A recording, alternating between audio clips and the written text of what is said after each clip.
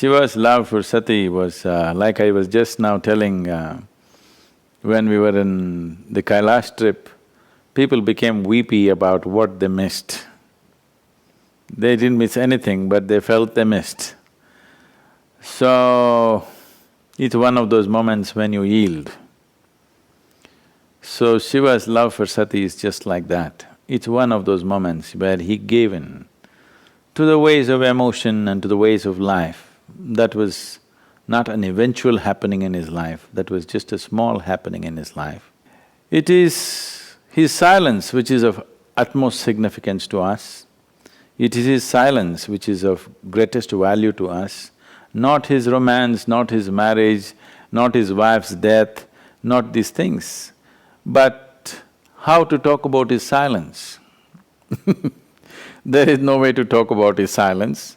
Now that you've brought up the question yes, he went through all the throes of romance and the death and the grief and the works. But the moment he set it down, he simply sat there still unmoved, as if nothing had ever happened to him. Nothing had happened to him at all, and in fact nothing had happened to him, and nothing happens to anybody for that matter. It is just that because our psychological and emotional structures are such that it is designed for us to enjoy the juice of life. But unfortunately, most people don't drink the juice of life, they drown in the juice of life. So Shiva also allowed himself that luxury for some moment.